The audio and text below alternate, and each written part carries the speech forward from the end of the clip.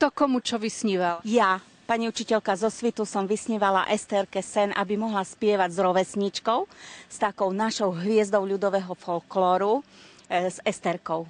Moja mamka niečo má, skovala to do sena, do sena. Esterka je dievčatko z Koreje, ktorá prišla tu na Slovensko, chodí do školy u nás, do základnej školy a k nám, do základnej umeleckej školy vo Svite, kde je najprv v prípravnom ročníku hudobnej výchovy, ktorú vyučujem ja. My tam veľa spievame a ona strašne rada spieva ľudové pesničky a sa jej páčia.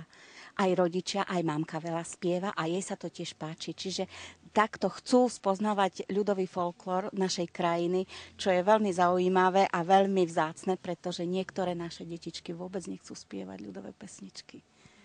Aký to bol pre teba zážitok vlastne takto si zaspievať v televízii? Trafila sa pani učiteľka? Bol to tvoj sen?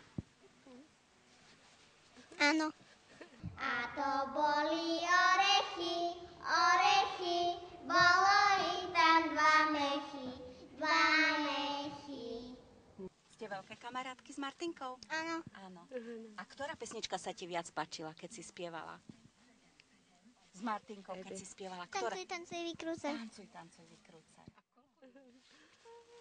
No a samozrejme, že bude ďalej a ďalej a vedieť oveľa viac tých pesničiek.